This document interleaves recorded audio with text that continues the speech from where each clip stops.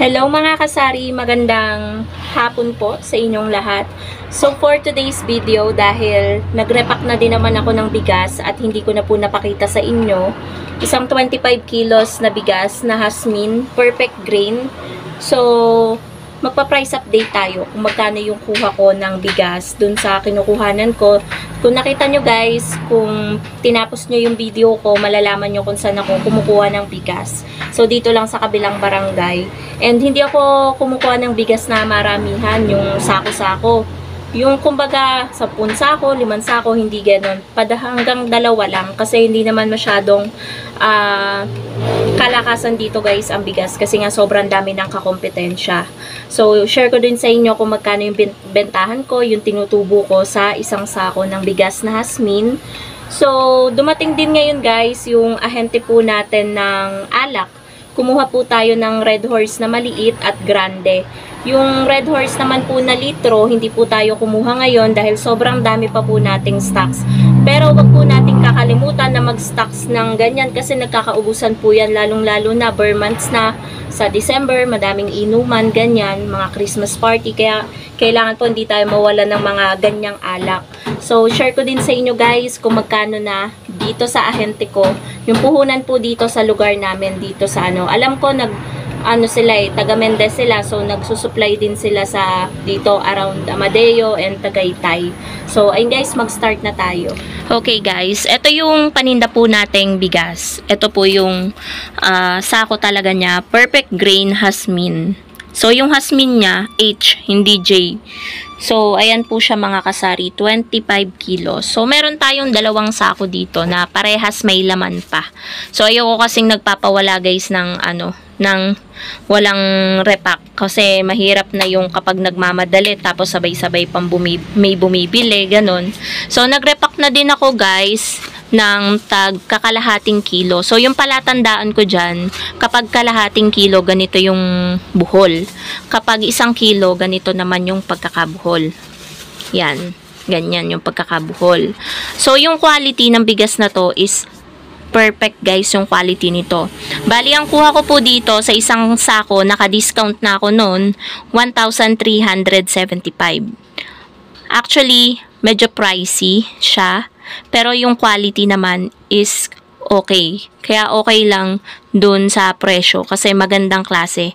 Ang hirap naman yung ang mahal ng bigas tapos yung quality naman ng bigas ay sobrang sama.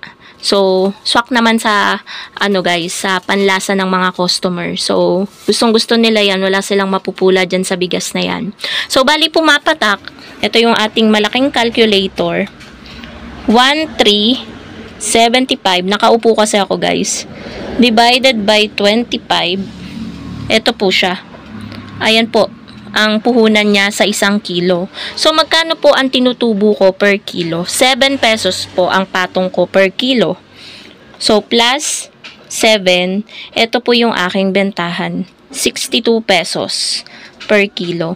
Kasi guys, kung isipin nyo, kung 55 yung puhunan, tapos 60 ko ibebenta, sobrang liit ng aking tutubuin. Syempre, 'di ba mga kasari, namumuhunan pa tayo sa plastic. Nagpapagasolina pa tayo ng motor, 'di ba? So, at least 7 pesos, okay na 'yon. Alam ko nga sa ibang mga kasari, more than 7 pesos pa eh. Merong 6 pesos, sa kanila okay na rin. May iba naman okay na rin na 5 pesos. So, iba-iba po tayo ng pagpepresyo. Kaya, respect na lang po sa pagpepresyo ng ibang tindera. So, ayun po. So, ang tinutubo ko po sa isang sako, di ba, 7 sa 1 kilo, times 25, 175 pesos. So, ito po yung quality. Yan. Meron ako dito sa plastic kasi ito yung natira dun sa isinaing ko kanina lang. So, ayan po yung quality ng bigas. Wala po talaga kayong makikita na durug-durug. Talagang perfect grain. Talagang pinanindigan yung perfect grain na word. Ayan po siya, oh. Yan. So, hindi ko to guys pinopromote, ha. Hindi bayad to. Ina-explain ko lang sa inyo, ayan, yung quality ng bigas, kung magkano ko nabili, magkano ko binebenta, magkano yung puhunan. So, ayan po siya. Punta naman tayo guys dun sa alak. Tatlong case lang yun, pero gusto ko kayong i-update sa presyo ng alak dito sa amin. 2 grande, isang maliit na Red Horse po yung aking kinuha. So, bali dito kasi sa computation, itupi ko lang kasi ayaw nilang ipakita yung address nila. Yun ang kanilang kahilingan. Yung 2 grande is pumatak ng 1,414. Ina-add nila guys yung 111 na deposito sa case. Pero bandang huli, mina-minus din nila sa computation kapag magbabayad ka na. So, kung 707, yung nakalagay dito, ileless mo yung 111. Bayad kasi yan sa deposito sa bote and then sa case. Eh kung meron ka naman, ileless nila yan. So, 596 yung puhunan po dito sa amin ng grande. Maingay na ba siya? May dumaan kasi guys na maingay na motor. So, 596 divided by 6. So, yan na po yung pinakapuhunan ng grande. 99.33. 125 na po yung bentahan po natin ng grande. 125. So, ayun guys yung alak. Mamaya ko na ipapakita sa inyo. Tinulad ko na sa presyo ng Red Horse litro, yung presyo natin or yung bentahan natin sa grande para hindi na rin magkalito-lito, para hindi na rin magkahiyaan sila. So, puhunan naman ng maliit na Red Horse. 725 yun nandito. Again, ileles mo yung 111 na deposito. So, 614 yung puhunan ng isang case na maliit. So, i-divide mo sa 12 kasi 12 peraso. 51.16. 65 po yung bentahan natin. So, yung tinutubo po natin, medyo malaki-laki sa alak. Pero okay lang po yun. Kasi naman po, talagang kapag datingan na ng renewal na ng business permit, ay napakalaki din naman po ng ating binabayaran. And yung tax na binabayaran natin sa alak. Kaya, sapat lang po yan.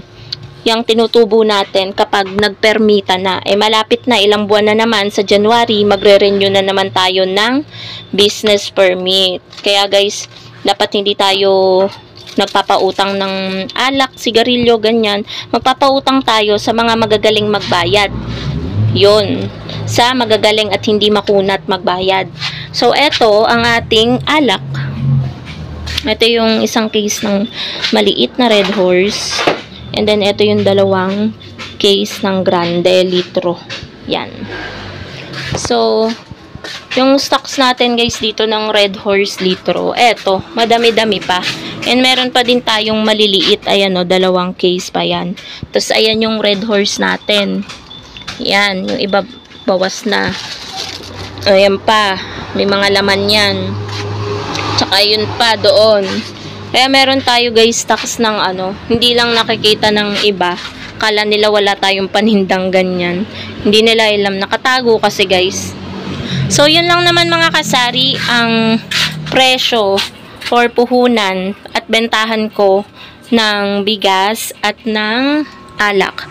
So 65 pesos sa maliit na Red Horse. Tapos, 125 yung grande and then yung Red Horse litro. So, yun lamang po mga kasari. Thank you so much for watching and happy selling po sa inyong lahat. Bye guys!